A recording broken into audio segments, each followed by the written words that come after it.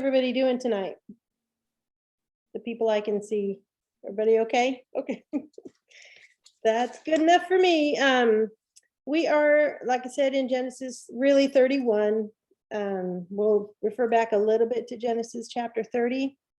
When we left last week, we were in the midst of Jacob realizing that he did not have a penny to his name. He had worked for 14 years for Laban, and his pay were these two women. And as a gift, he got two maids with the women. So his pay is 4 women and a whole slew of children. And any of you who've lived life and had to provide for a family understand that a family takes income and it takes the ability to provide for them. And at this point, Jacob, who's come with nothing, still technically has nothing. Everything that he's been caring for, the flocks that he's been tending, all belong to his father-in-law Laban. So he's got to have an exit strategy in order to gain any wealth or gather any wealth. And it does not appear as though his desire or his goal is to be super wealthy. You know, he doesn't seem to be trying to just gain lots and lots of wealth, but like I said, he's got to be able to provide for his family. So at the end of Genesis 30, he devises a system of having the flocks mate with each other, and once the animals that come out of the flock that were spotted or speckled or even striped of the goats and the sheep, he had determined would be his, and Laban agreed to that. Laban still tried to, by some accounts, not everybody agrees that Laban was trying to separate himself and trick Jacob, but it sure seems like he was trying to trick Jacob from getting all that he could get. But it didn't matter because God is on Jacob's side. We're going to find out in chapter 31, there's this whole conversation between Jacob and God that we didn't even know about in chapter 30. But he actually will tell us about that in chapter 31. So let's see.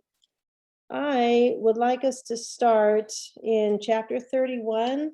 I'm actually going to read, let's see, I'll go all the way through verse 16. So Genesis 31, 1 through 16. Now Jacob heard the words of Laban's sons saying, Jacob has taken away all that was our father's, and from what belonged to our father, he has made all this wealth. Jacob saw the attitude of Laban, and behold, it was not friendly toward him as formerly. Then the Lord said to Jacob, return to the land of your fathers and to your relatives, and I will be with you. So Jacob sent and called Rachel and Leah to his flock in the field, and said to them, I see your father's attitude, that is, it is not friendly toward me as formerly, but the God of my father has been with me. You know that I have served your father with all my strength, yet your father has cheated me and changed my wages 10 times. However, God did not allow him to hurt me. If he spoke thus, the speckled shall be your wages, then all the flock brought forth speckled. And if he spoke thus, the striped shall be your wages, then all the flock brought forth striped. Thus God has taken away your father's livestock and given them to me. And it came about at the time when the flock were mating that I lifted up my eyes and saw in a dream, and behold, the male goats which were mating were striped, speckled, and mottled. Then the angel of God said to me in the dream, Jacob, and I said, here I am. He said, lift up now your eyes and see that all the male goats which are mating are striped, speckled, and mottled. For I have seen all that Laban has been doing to you. I am the God of Bethel, where you anointed a pillar, where you made a vow to me. Now arise, leave this land, and return to the land of your birth. Rachel and Leah said to him, do we still have any portion or inheritance in our father's house? Are we not reckoned by him as foreigners? For he has sold us and has also entirely consumed our purchase price. Surely all the wealth which God has taken away from our father belongs to us and our children. Now then, do whatever God has said to you. So in the very beginning of this chapter, Jacob somehow hears that Laban's sons, and by the way, we don't know how many sons Laban has because we're not actually told at this point. So however many, more than one, they're grumbling and they're angry with Jacob, and they are seeing that Jacob is prospering, and they're assigning his prosperity as stealing from their father. What does it actually say? Jacob has taken away all that was our father's, and for what belonged to our father, he has made all his wealth. So they're accusing Jacob of taking advantage of Laban. And Jacob also notices at this time that Laban's attitude is not so friendly anymore, and he used to be friendly to him. It actually said it was not friendly toward him as formerly. Now, you and I know, because we've been reading Genesis up to this point, that it seems like Laban was friendly when friendly would get him what he wanted. So who knows? I mean, Laban was really never to be trusted, seemingly, I think, from the start with this. If it benefited him, then he was oh so friendly. And if it doesn't benefit him, like here in this story, then he's not happy, because this is all about Laban. This is all about what Laban can get. But what our Bible says is Jacob noticed that his attitude has changed, right? And also I have a note here that Laban seems friendly when Laban is in control. So he seems to want to control everybody around him, and that makes him happy. In verse 3, God tells Jacob to return, and he says to him, I will be with you. And by saying that, the current circumstances don't really matter if God is with you. And Jacob does understand that. However, we will see in a little while that Jacob does try to sneak away, and he ends up making Laban mad about that. I think it's possible he could have left in broad daylight because God was with him and God wanted him to go back there. So, I don't know if this was just strategy or what, but in verses 4-9, Jacob explains the situation to both of his wives, because even though he has a favorite, they are equal in stature. They're both wives. Also notice he doesn't take both wives and two concubines or handmaidens or whatever they're called. Remember, in the Bible, there is a distinction between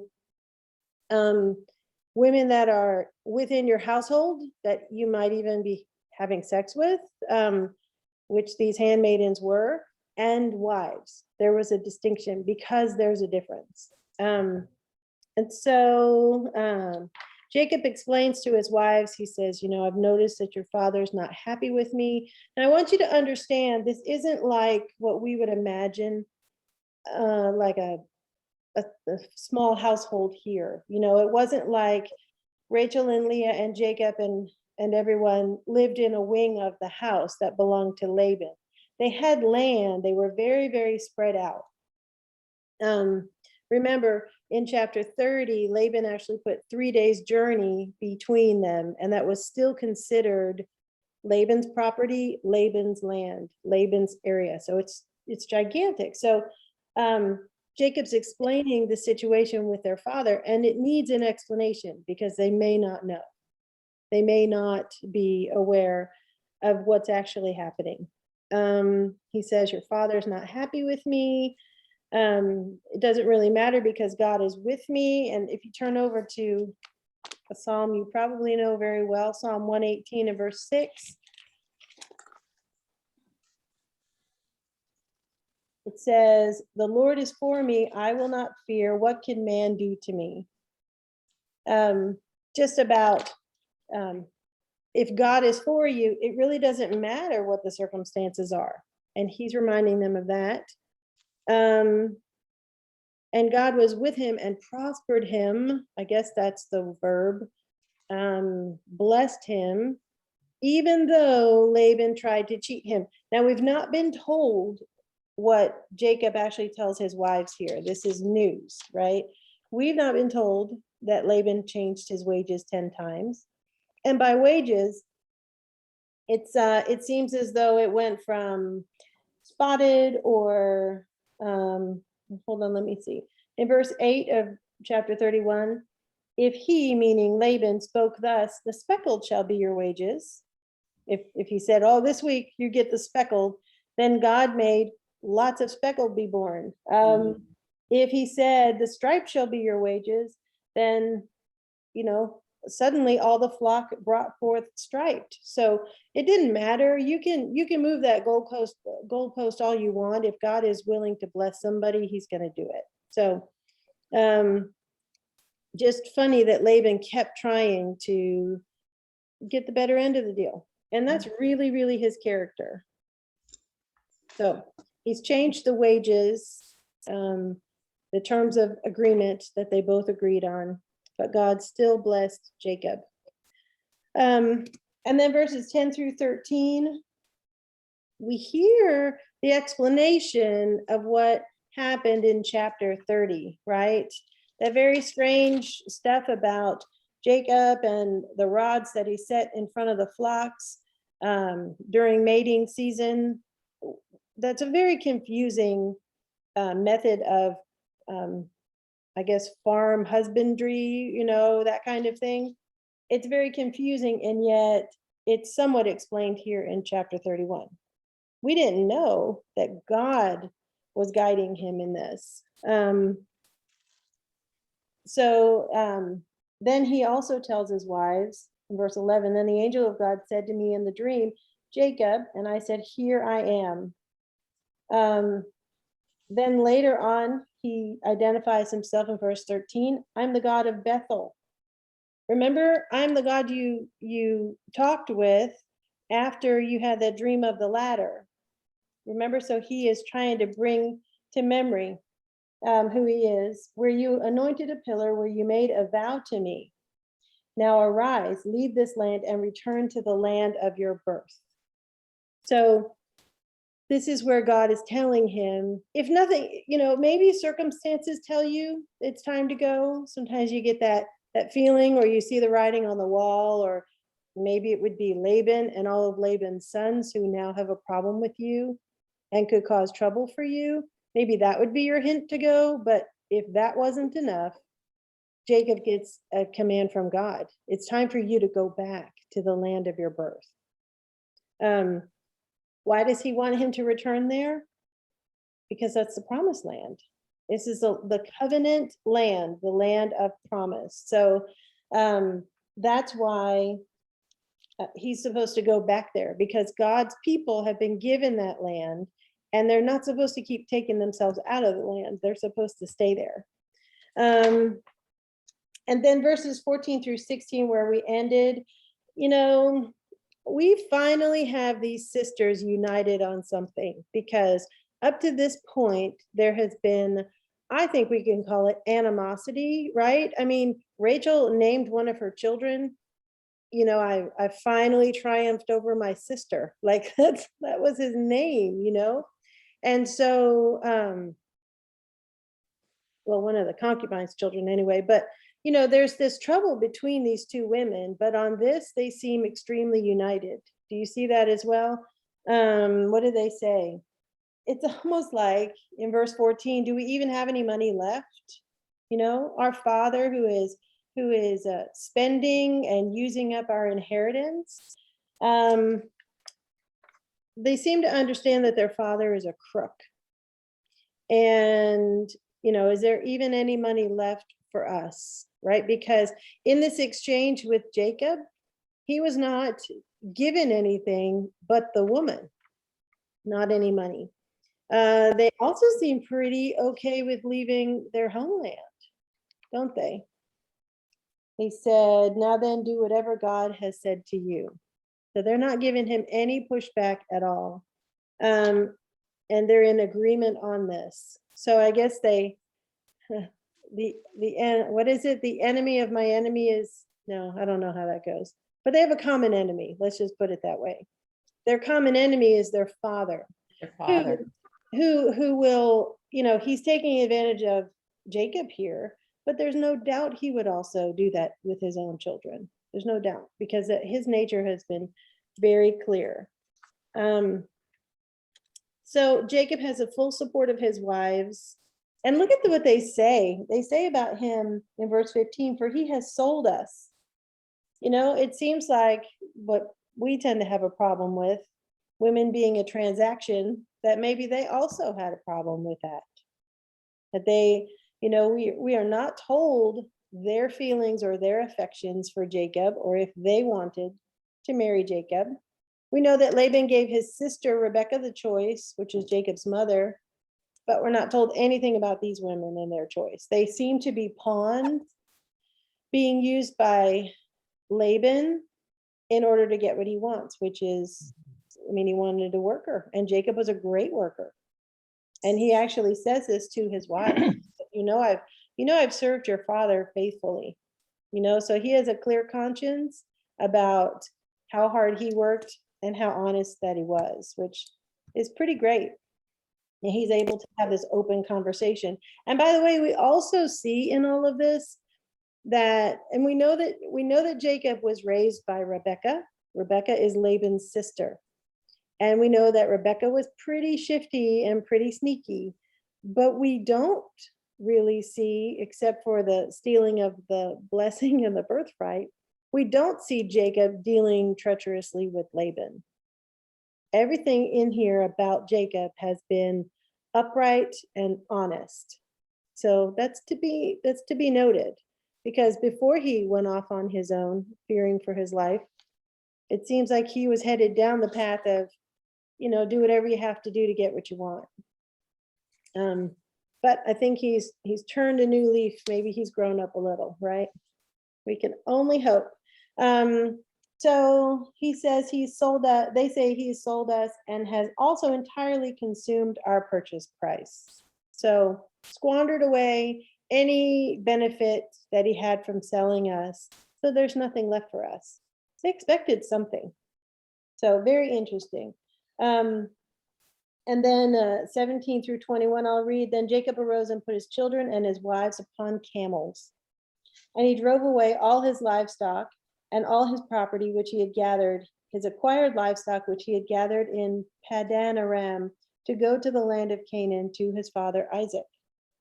So in 17 and 18, he begins the move because he's called his wives out into the field with his sheep. He's given them the lowdown, everything that he's planning and the reasons why he's planning it. They say, we're in agreement. We feel exactly the same way as you do. And now that the three of them are on the same page, they begin to load up the camels.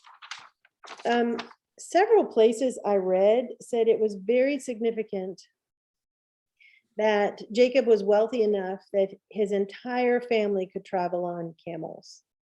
All those children, all of the maids, all of the servants, somehow by his sheep transactions, he has traded and bartered and purchased camels, probably servants. And I just, when they started to describe their departure, it made me realize what a huge job this was. This was, I like projects where there are lots and lots of pieces and moving parts, and that's fun to kind of coordinate everything. This is a big job. Not only transporting all those children, some of them were older at that time, but not only doing that, but transporting all of their stuff and doing it without telling Laban, without the consent, actually. So verse 19, when Laban had gone to shear his flock, then Rachel stole the household idols that were her father's. And Jacob deceived Laban the Aramean, I think some say Syrian, by not telling him that he was fleeing. So he fled with all that he had, and he arose and crossed the Euphrates River and set his face toward the hill country of Gilead. So we're told that Jacob flees. He sneaks out. This is not going to be a planned departure. He had a little, he likely would have had some trouble leaving, because Laban is not going to want all of this family labor opportunity, if he's taking it all with him, to go away. But Jacob actually, it actually said that Jacob deceived Laban. So he didn't outright lie to him, but he snuck away, and that was considered deception, which I really like that it says that he deceived him, because he should have done the right thing, which was tell him and be upfront about it. And by not doing that right thing, he deceived him and did the wrong thing. So that would be considered in the New Testament a sin of omission, not doing the right thing when you know the right thing to do. Let's see. And so the funny thing is, Jacob did obey God by going, but the problem was that Laban was unaware, and God didn't tell Jacob how to leave, but maybe there was a better way than deceiving Laban. Or maybe he felt he had to beat him at his own game. We don't know. We're not really told the motive behind it. We're just told exactly what happened. So he obeyed God by going back to Canaan. And then we have this interesting thing that happens here. Remember that the people who were in Haran worshiped idols other than God. We know that here because Rachel goes into her father's house when he's busy shearing his sheep. It's time for that time of year. And she steals his, what they call his household idols. It might have been that they had a shrine area where there were several different idols that they worshiped. Often they were made out of very expensive products. And I actually read, and I'm going to muse over maybe why she did this, because we're not actually told, but I actually read where it said that idols were sometimes seen as the deeds to property. So if she took these idols, then she actually owned all that Laban had. I mean, it was a guess, but it was in several different commentators that I read. But the question is, why did she do this? Why did she go in and steal her father's household idols, right? As a person who worships God Almighty, it seems like that wouldn't be something I would do. I would want to leave them behind. But, you know, the question is, did she want to worship them? And she didn't want to leave them behind, and she felt as though she grew up worshiping. Oh, we froze. She felt as though she grew up worshiping idols. Did you have something, Fiona? Do you think that maybe she thought that she could sell them since she thought her dad had stolen their monies? It could be. It could be that she felt like they were valuable. Right. He deserved. They were valuable to him. They weren't to her, because she did. But at the same time, the girls thought, well, you spent all of my money. I'm going to take a little. I mean, I don't know this either because it doesn't tell us that. But maybe they're thinking, I'm going to take some and make some of that money back, because you already made my husband work for 14 years for us. And then you tried to cheat him out of everything that you tried to give him because you were backhanded about it. So I'm going to take your idols, and somebody will buy these because they're valuable to someone that worships like you do. Could be. It could be. It also could be that she's just mad at him. Yeah. She wanted to hit him where it hurt. I'll show you. Yes. Now, here's an interesting thought. Okay. Do you remember back in Genesis chapter 30 and verse, let's see, I wrote it down, verse 27, when Laban says, I've divined that the Lord has blessed me on your account, that he was using some kind of divination or some sort of like occultism, and his divining had told him that God was actually responsible for the blessing. It's one of the weirdest sentences in the Old Testament, but you know that he was doing some of this. He did worship these things. So this could have been, by Rachel swiping these household items, it could have been the equivalent of like cutting someone's phone lines so they can't call the cops, you know, not being able to follow you and figure out where you are. I mean, it's actually a legitimate idea, I think. Yeah. And on again, the King James, I'm sorry, on the King James, it says, I have learned by experience that the Lord hath blessed me for thy sake. Right. Well, now King James, and that was sort of a debate, but actually the Hebrew there is about divination. It is Okay, about occultism. okay. I wouldn't know that, but I had looked that up. So let's see. She might have done it to get back at Laban because she felt mistreated. Might have been because of her lack of inheritance, and she just simply wanted the value that was in those idols. And then finally, there's one more that was just, actually, this is a very common belief, and that is they believe that Rachel was godly, and she took these teraphim, which is the household idols, to keep Laban pure, to make him stop worshiping idols. But you can kind of tell, can't you, that that is actually a narrative that's put on her, because we're not actually told anything about Rachel. We're not told about her being godly. She would have been raised worshiping idols, but it's a Jewish tradition that she was very godly and she was trying to keep Laban from being ungodly. So, I guess it's just, you can change that narrative a little bit. Do you guys have any other ideas? Why would she have taken the household idols? I said them all, and I might have, because I went through several commentators to figure out why. They're all guesses though, which is always the problem. Okay. And then 20, Jacob deceived Laban by not telling him that he was fleeing. And it just says that he got some distance, that he was absolutely headed for Canaan. So let's see, Laban pursues Jacob is the next heading here. Let's see, Kim, you want to read for me? Sure. Okay, will you Tell read? me again what the passage is. We're in Genesis 31. And 31 and what?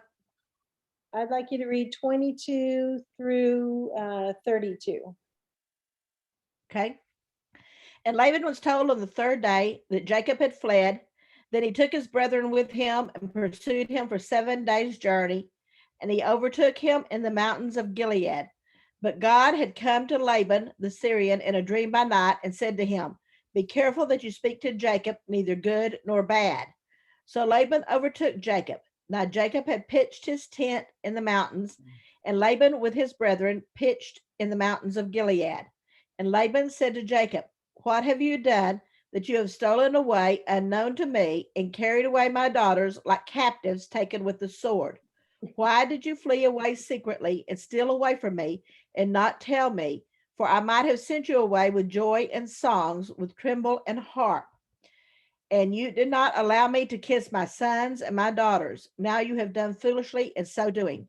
It is in my power to do you harm, but the God of your father spoke to me last night, saying, 'Be careful that you speak to Jacob neither good nor bad.'" Did you say through 29? Through 32. Through 32, sorry. That's "And okay. now have surely gone because you greatly long for your father's house. But why did you steal my gods?"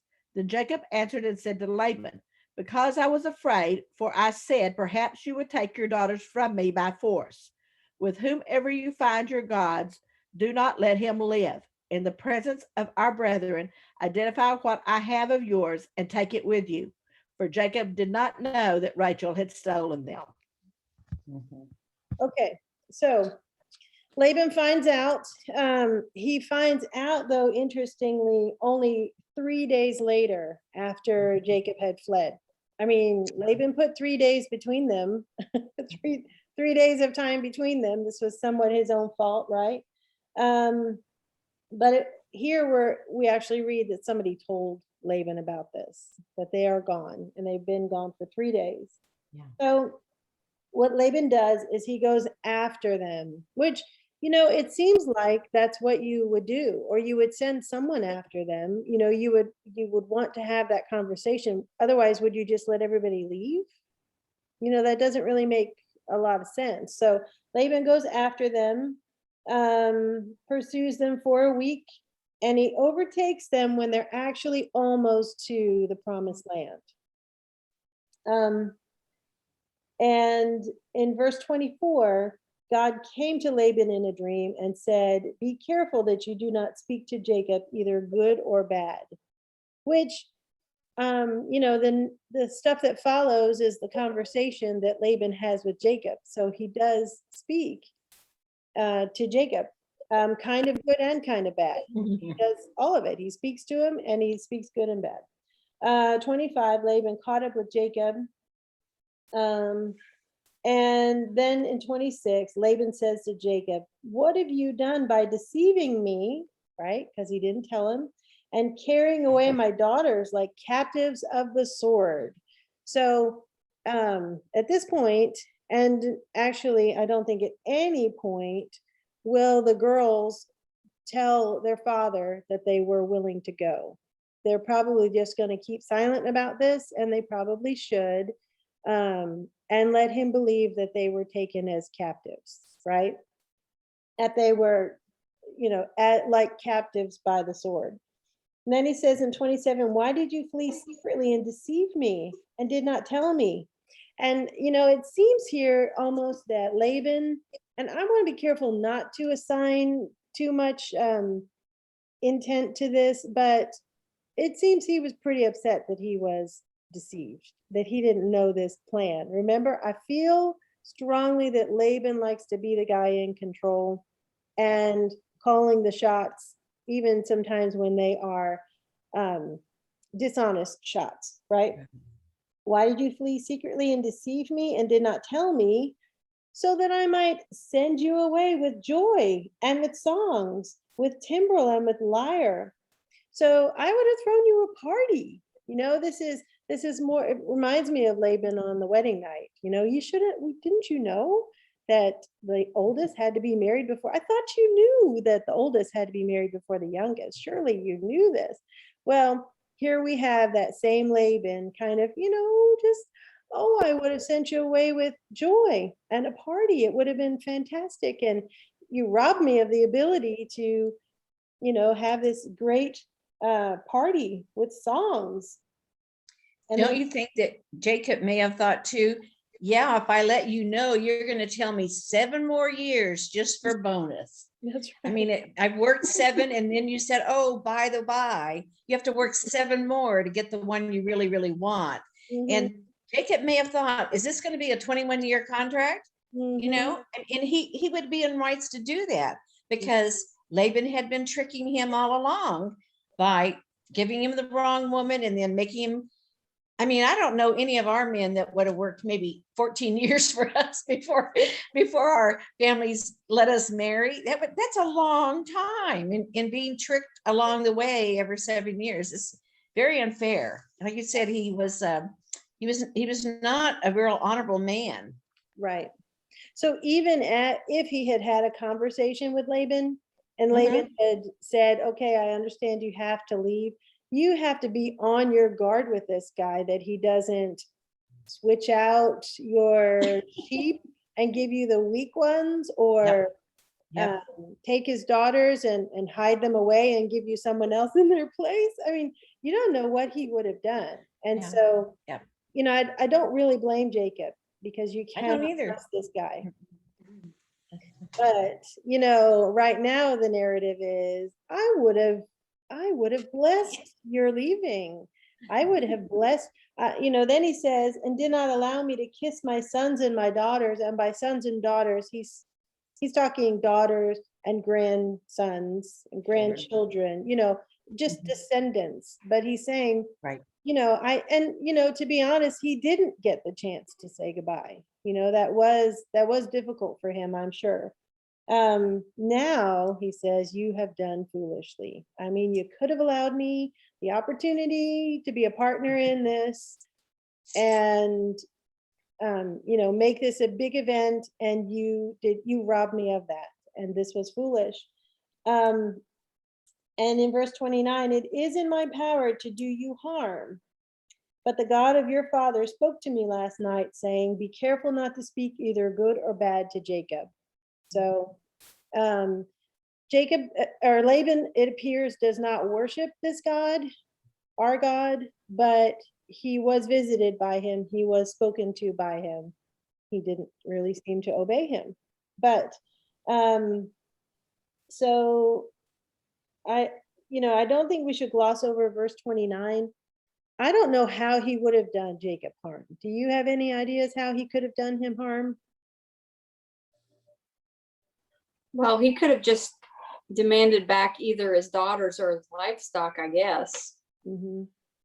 I don't know, but it seems like, and again, we don't know, that even though he didn't really obey God by what he said to him, Laban still was, there might have been just enough fear in there of God that he didn't want to risk doing whatever it was he wanted to do. Mm-hmm. He held back a little bit to see what would happen. Mm-hmm. Interesting. It didn't keep him from threatening him. Yeah. I could do you harm for sure.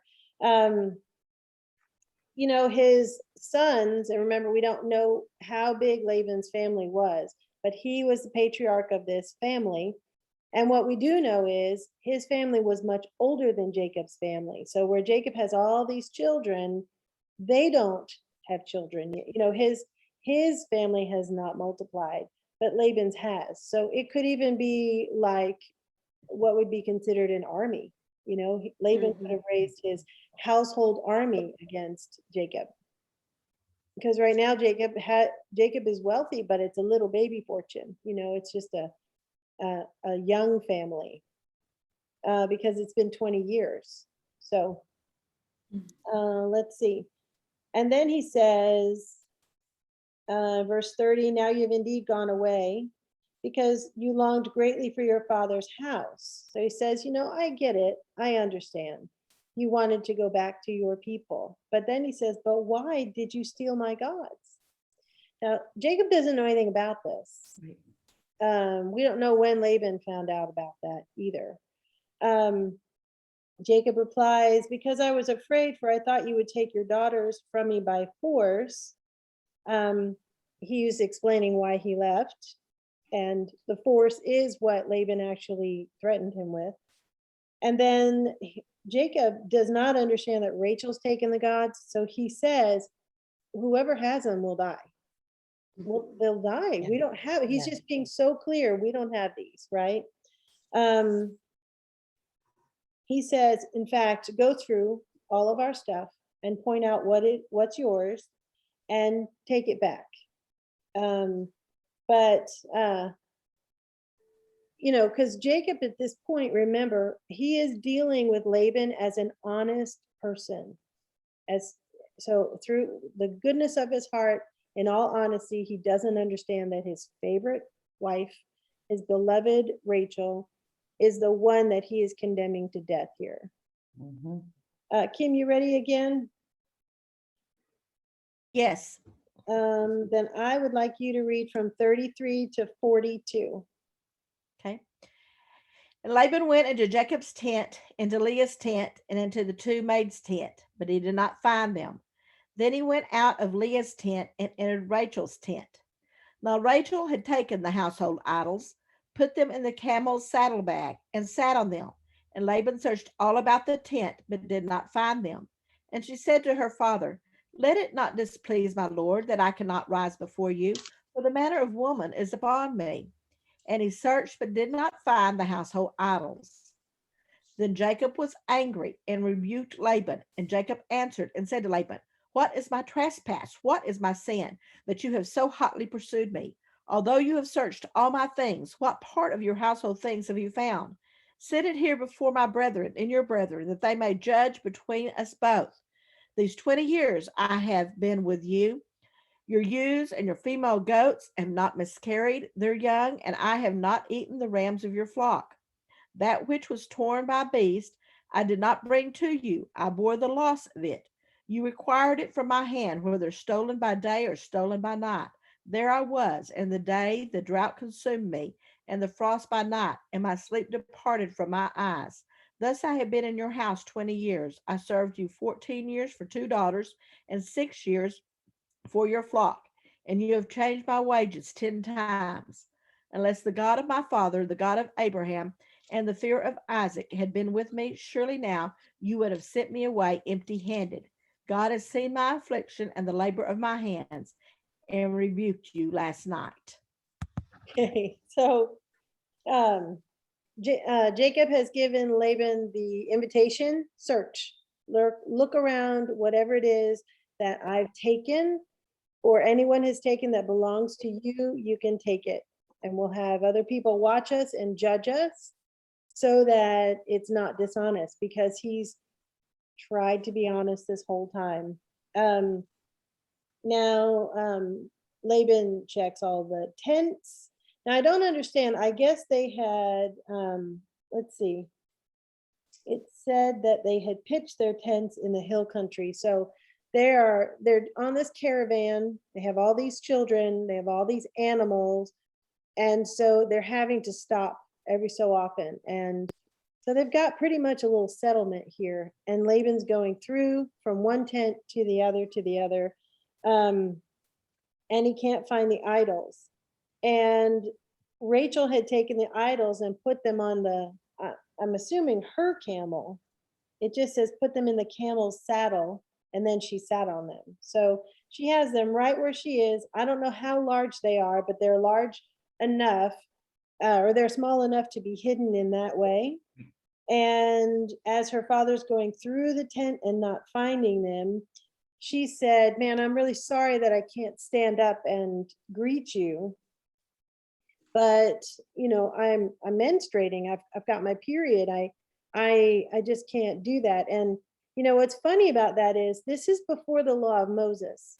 The law of Moses, she wouldn't even have been within the group, but they still had some sort of etiquette, some sort of rules that was all she had to say. And Laban was like, okay, you know, and her husband also didn't help search through her items or make her get up, you know. So this was like a woman thing that the men really seemed, as soon as it was mentioned, everybody kind of plugged their ears and wanted to turn away from the event.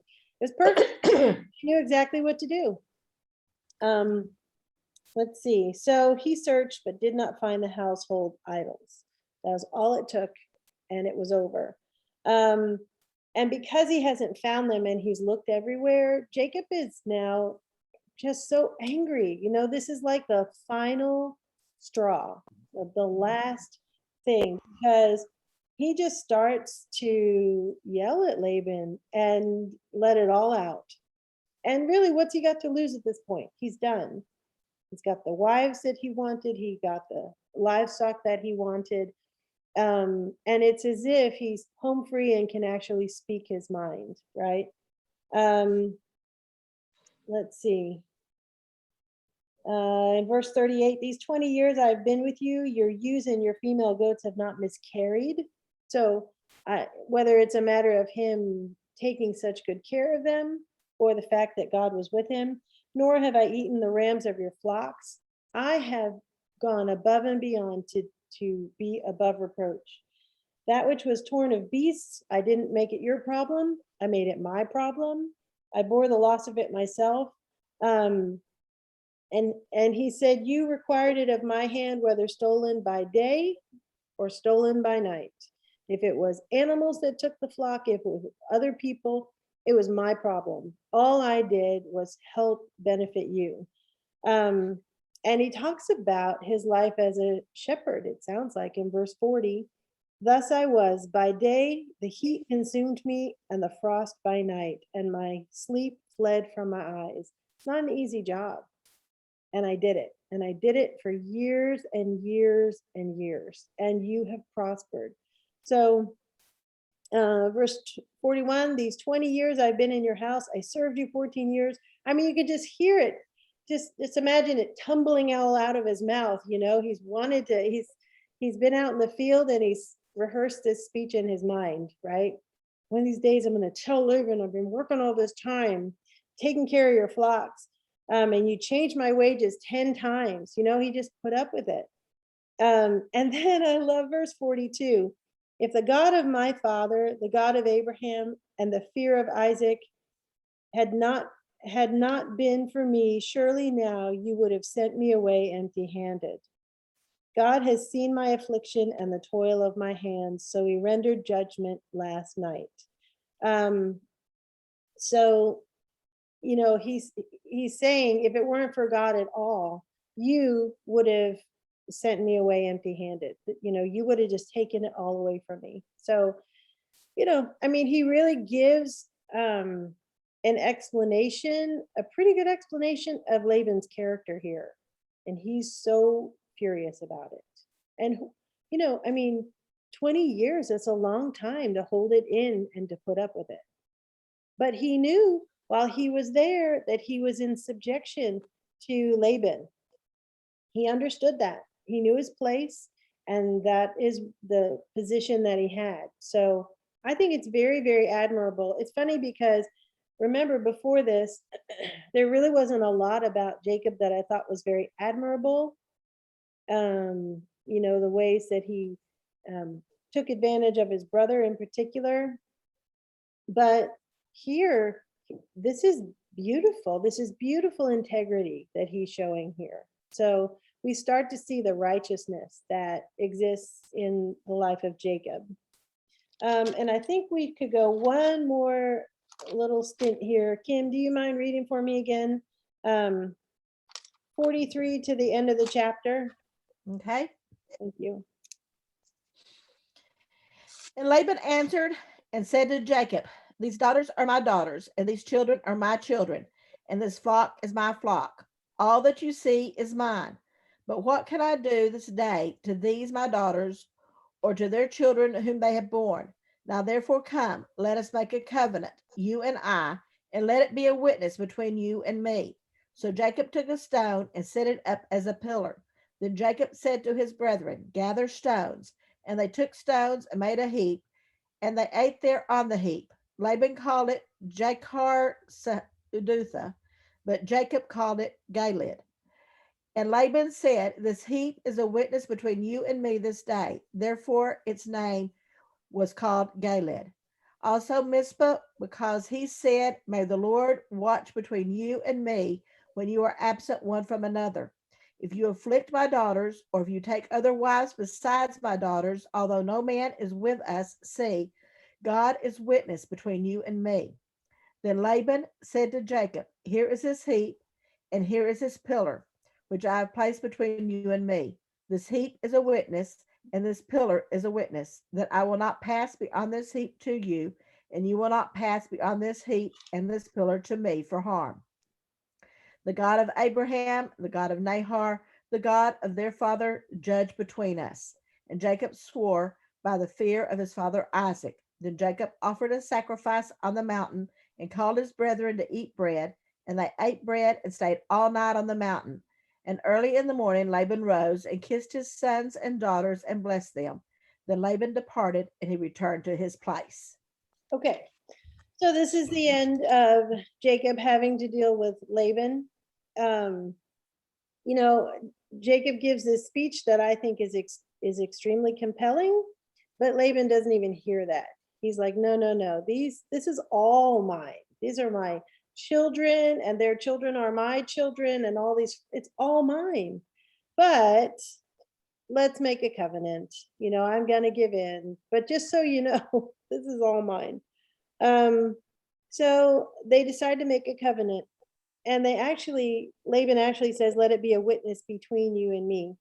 So Jacob took a stone and set it up as a pillar, and then he instructed, it says his kinsmen, so maybe his children, to gather stones, and then they make a heap. So there's a very big distinction here between the heap of stones and the pillar. And Laban called the heap a word in Aramaic. I don't think I can say it either. Jachar-Sahadutha, and that means the heap of witness in Aramaic. And Jacob called it Gilead, which is the heap of witness in Hebrew. So this is a heap of witness, a big pile of rocks, the heap of witness. And Laban says, this heap is a witness between you and me this day. and that's why they named it Galeed. And then he threatens Jacob again in verse 50, if you mistreat my daughters, or if you take wives besides my daughters, although no man is with us, God is witness between you and me. So he's asking Jacob to make a covenant with him that he is not going to mistreat his daughters. This almost seems decent of Laban. You know, it's like the marriage vow, you know, you listen to that son-in-law who is about to get married to your daughter and listen to him vow to take care of her, right? And a parent wants to hear that. I promise to take care of you. I promise not to leave you. So it's sort of like that. Laban said to Jacob in verse 51, behold this heap and behold the pillar which I have set between you and me.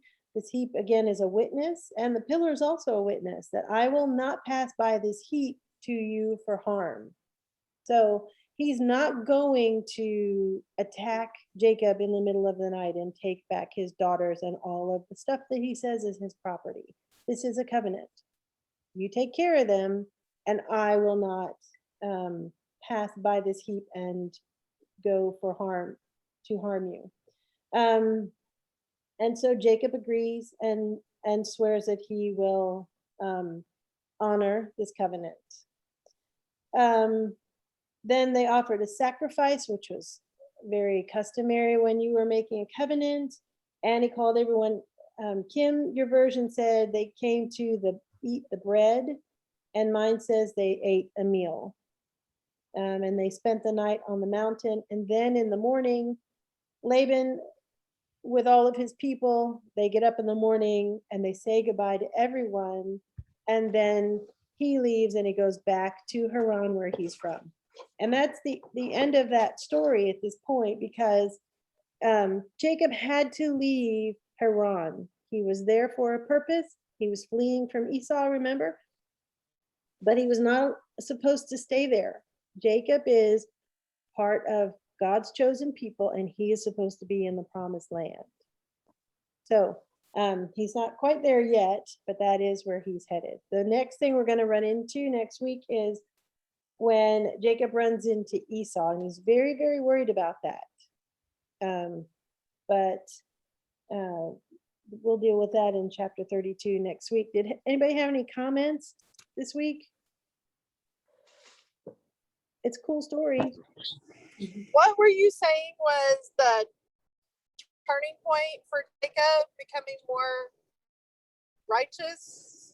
So, you know, we're not really told his daily activities there, but we are told when he tells Laban off, and also when he is explaining his current situation to his wives in the field, that he says, you know that I was honorable, you know that I was honest, you know that I made a point to take the loss and give to Laban. So, and actually before he made the promise of, you know, the little agreement with Laban about the striped or the spotted livestock, before that, he actually had told Laban, you know, I've done well, I've served you well, and I've taken very good care of your livestock. So, you know, we're not told day to day, but we are told that, and you can tell it's evidenced by when Laban accuses him of stealing the household idols. I mean, Jacob pretty much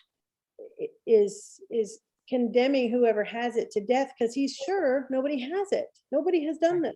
We have lived uprightly among you. So, you know, I don't know that we have an exact turning point, but what I will tell you, Tori, is that 20 years down the road of Jacob fleeing for his life, he's a better man than he was when he left. It sure seems that way. And we're not really told that he did that much bad back when he lived with Isaac and Rebecca. You know, I'm not saying that, except we're also not told the good that he did. But here we're given facts, and they don't seem to be disputed. Is that what you're looking for? Thank you. Sure. Okay, everybody. That's it for tonight. chapter 31, and we'll do chapter 32 next week. I love Okay. seeing all of you. Fiona, you got to turn your light on. It got dark while we were studying. I know. I have my window open, but it's getting dark in this corner. Bye, everybody. Love you. Bye. Love you all. Thank